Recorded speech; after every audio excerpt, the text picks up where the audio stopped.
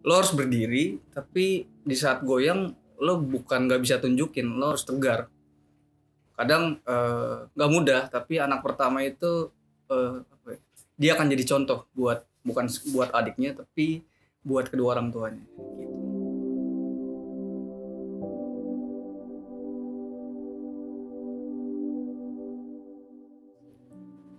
Nama gue Nelson. Ini cerita gue. Gue uh, gue lahir di keluarga yang lengkap. Gue punya bapak, punya ibu sama satu adik cewek. Terus background kita sih apa ya? Secara hubungan sih harmonis, nggak banget, cuman cukup terjaga lah. Karena eh, dari bokap gue, dari nyokap gue, mereka punya nilai yang cukup apa ya, cukup kuat eh, buat apa ya, buat mendidik anak-anaknya itu, khususnya punya karakter yang apa ya, sejauh ini sih yang gue tangkap sih, khususnya bokap gue ya, backgroundnya tuh dia karena pekerja keras, jadi yang gue hidupin sampai saat ini nggak tentang itu, semangatnya dia nggak pernah nyerah. Kalau dari nyokap gue, karena dia backgroundnya juga dari pelayanan, akhirnya gue baru tahu dia memang backgroundnya dari pelayanan. Gue bisa tangkap hatinya itu, dia apa ya, dia bukan main pleasure, tapi dia hatinya lemah lembut, itu sih.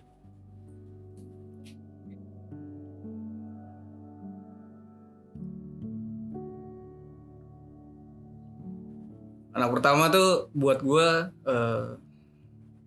sebagai apa ya, sebagai sosok yang lo harus berdiri, tapi di saat goyang lo bukan nggak bisa tunjukin, lo harus tegar. Kadang nggak mudah, tapi anak pertama itu apa ya, dia akan jadi contoh buat bukan buat adiknya, tapi buat kedua orang tuanya. Gitu.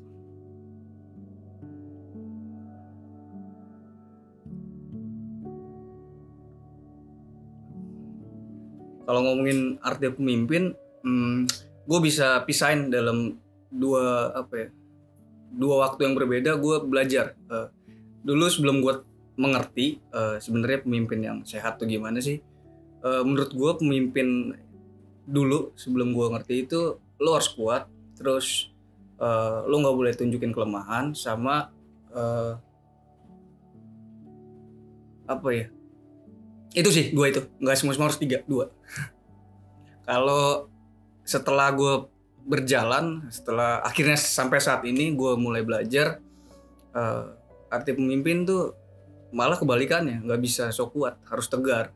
Terus memang apa ya, sekali lagi yang gue tangkap, uh, karena pemimpin itu ya otomatis ada yang dibawahi, biasanya mereka sering ngerasa sendiri, itu sih.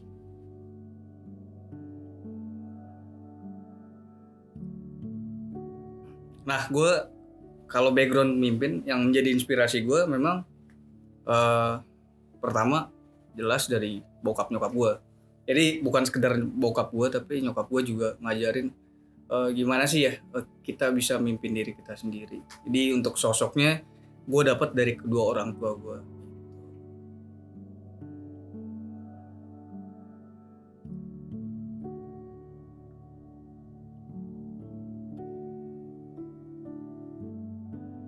Sosok ayah tuh buat gue dia apa ya? Wah, nggak mudah sih. Karena karena nih gue banyak contohnya dari area keluarga sama area sosok bapak di luar keluarga, which is pemimpin rohani gitu loh kurang lebih. Tapi gue nggak merindukan yang kayak gimana sih. Jadi buat gue mau siapapun itu, eh, karena gue pernah pasang kan ekspektasi bapak yang gimana, terus pemimpin yang gimana, akhirnya tabrak, nggak ketemu sama sekali gitu loh. Jadi buat gue selama mereka selama mereka ada Yesus, selama mereka lihat Yesus, itu cukup buat gue.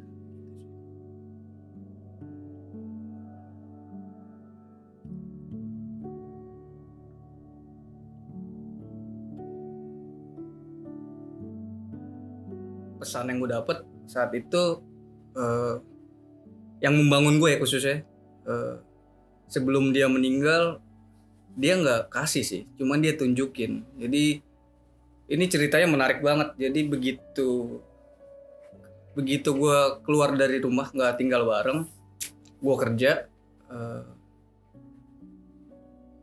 dia akhirnya inilah, di momen itu dia akhirnya pulang ke rumah karena kontraknya udah habis di laut. Terus akhirnya dia harus sakit. Nah di saat dia sakit, gue punya satu kesempatan memang, karena hubungan yang gak terjalin baik. Terus adalah luka-luka yang bukan luka sih, adalah cerita yang memang nggak pernah gue tahu sampai belasan tahun. Akhirnya gue tahu gitu, dan itu gue tahu dari nyokap. Nah pada saat gue tahu, gue memutuskan untuk bukan playing victim sih, gue akan balas gitu. Gue akan ambil part gue balas nih, ini saatnya. Tapi di saat gue mau, itu loh menarik banget, di saat gue mau ambil part supaya gue bisa balas, puji Tuhannya ada orang-orang yang berdiri lebih dulu untuk kasih contoh. Nah menarik kan, di saat mau balas tapi malah ngelakuin hal yang baik. Terus pesan yang gue dapet itu memang pas dia meninggal sih. Jadi gini, gue singkat, begitu dia, jadi H-1 sebelum dia meninggal, gue penuh pergumulan tuh untuk bisa datang ke rumah sakit untuk bisa rawat dia. Karena untuk bisa datang ke rumah sakit aja gue harus ambil keberanian tuh, kekuatan. Wah ini bisa nggak gue rawat dia? Karena kan menurut gue itu kan tadi, ini saatnya nih, kalau pun dia lewat ya udah gitu, oke banget. Tapi gue sampai serela itu, gue berdoa terus, ya Tuhan pimpin, udahlah nggak apa-apa gitu. Maksudnya kayak begitu gue mau ambil langkah, kayak ada kekuatan itu gitu. Makanya gue rela. Waktu itu gue ingat banget, gue ambil cuti seminggu dari kantor, karena itu pertama kalinya dalam hidup gue ambil waktu buat bokap gue pada saat dia sakit. Jadi pada saat dia sehat, gue nggak pernah ambil sama sekali gitu. Jadi begitu gue putuskan untuk ke rumah sakit rawat dia, terus di H-1 sebelum dia meninggal, dia dia bilang gini, bukan dia bilang ya, jadi posisinya dia udah sakit nih men, dia udah sakit, udah tinggal selang sana sini. Terus waktu dia kanker kan, gue harus pakai masker di ruangan karena bau kan, karena busuk gitu lah lukanya. Nah di jam 12 malam, gue ingat banget tuh, hari Minggu, habis hari Minggu gue gantian jaga lah sama nyokap gue. Terus gue bilang, udah mama tidur aja duluan, nanti biar aku aja yang jaga. Terus begitu gue duduk di samping dia, nah ini pesannya nih. Jadi gue bingung mau ngobrol apa ya, dia ngerti nggak ya? Karena kan udah kehilangan kesadaran kan, ini udah sulit banget men, ini udah tinggal tunggu waktu sebenarnya. Tapi di situ tuh gue submit, oke ini bapak gue, dia mungkin pernah salah, tapi waktu-waktu ini gue akan jadi anaknya. Terus gue ambil lah kesempatan itu, gue duduk samping dia, gue buka masker waktu itu, gue buka, terus gue bilang kan, enggak lah, ini bapak gue, mau dia sesakit apapun, pastilah pasti ada sesuatu yang baik, pastilah. Terus begitu gue coba ngobrol, gue bingung ngobrol apa ya, ini ngerti juga enggak bapak gue. Jadi dia kondisinya masih sadar tuh, matanya masih bisa ngeliat kanan kiri, tapi udah selang kan. Terus gue ambil Alkitab, udahlah Pak ya, kita ngobrol pakai Alkitab aja nih, gue bilang. Gue juga bingung ngobrol apa. Pas banget pas gue buka, itu Lukas tuh. Waktu itu perikopnya yang orang lumpuh disembuhkan.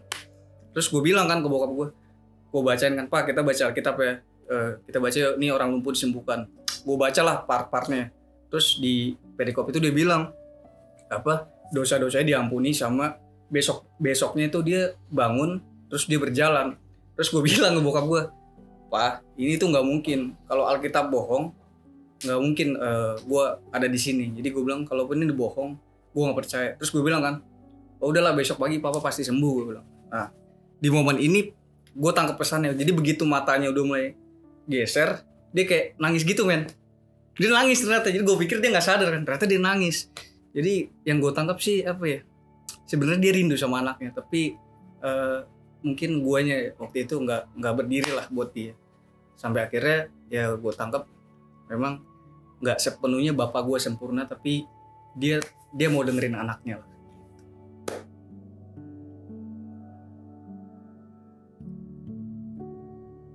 Gue bergetar nih kalau bahas ini nih.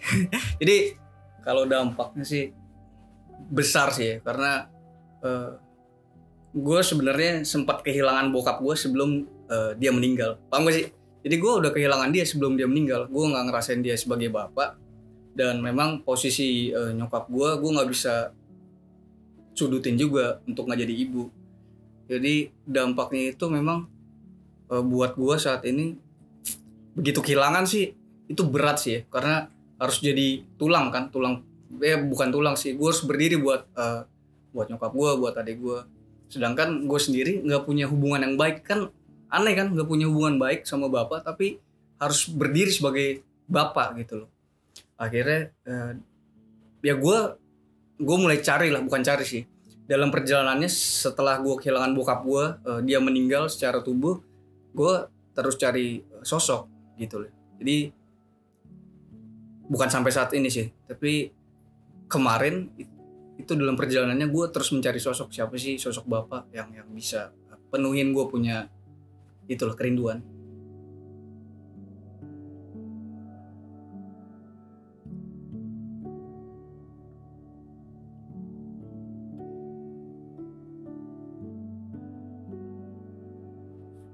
Jadi gue nggak sendiri sebenarnya dalam proses pelariannya nih.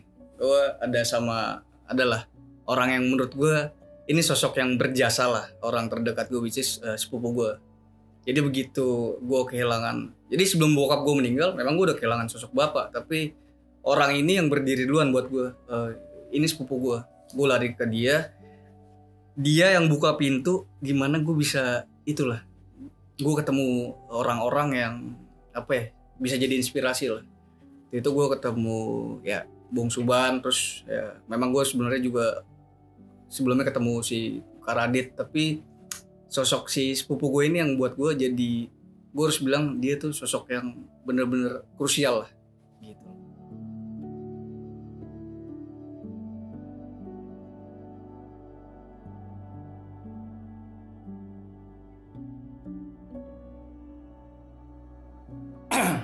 Wah banyak ya.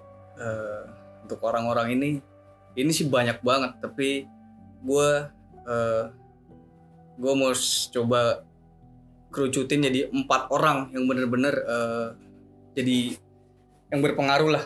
Dan 4 orang ini sih gue punya pesan banget sih buat mereka. Yang pertama sih jelas nyokap gue, karena ini nyokap bukan sembarang nyokap. Enggak. Jadi memang nyokap gue berdiri sebagai seorang bapak, tapi dia juga memposisikan diri sebagai seorang ibu. Makanya gue bilang kenapa dia penting, karena dia bisa terima segala yang rusak dari anak-anaknya. Bukan rusak artinya ini ya, tapi kayak anaknya terluka, dia bisa terus berdiri lah. Terus, nah yang kedua ini itu sosok sepupu gue ini. Si sepupu gue ini gue kayak terima kasih banyak lah, karena dia sebenarnya jadi contoh baik nggak baik, tapi dia berdiri buat gue gitu loh. Dari dia buka pintu gue, akhirnya gue bisa pelayanan lewat komunitas, terus sampai akhirnya dia keluar terus, tapi dia sosok yang benar-benar buat gue bangga lah. Dia bisa bilang gini loh, gue keluar bukan untuk kasar gitu. Gue keluar bukan karena gue nggak nyaman, tapi dia memang ada kendala waktu itu dalam perjalanan kita di komunitas bareng-bareng, tapi dia nggak ajak gue untuk keluar itu sih. Jadi dia biarin gue stay bertumbuh di komunitas, tapi dia dia bisa lihat sesuatu yang baik lah, sampai akhirnya menurut gue ini orang yang benar-benar apa adanya gitu. Yang ketiga itu si Pastor Adit sih, Karadit. Jadi orang ini yang bangun pesan yang gue tangkap sampai kapanpun, pesan yang gak pernah gue lupain sampai gue punya anak cucu gitu, amin amin. Dia bilang lo harus bisa lihat berlian tengah-tengah sampah. Nah itu sih buat gue penting. Jadi si Karadit ini bener-bener gue punya pesan buat dia sih, ini orang tuh kok bisa ya, padahal gue datang penuh dengan segala yaitu judgement sama dia tentang apa yang gue lewatin, tapi ini orang bisa putar balik gitu. Makanya yang terakhir sih ini bukan sosok sih, ini diri gue sih. Gue mau kayak punya pesan thank you gitu buat diri gue sendiri, karena setelah gue berjalan sejauh ini nggak mudah sih, kayak sering banget gue mau berhenti, tapi gue tangkap sesuatu bahwa hidup gue bukan punya gue, jadi gue nggak mau berhenti lah selama itulah, selama masih berdetak jantung gue pikir untuk hal kecil sekalipun, apalagi buat generasi ya, gue nggak akan berhenti sih gitu.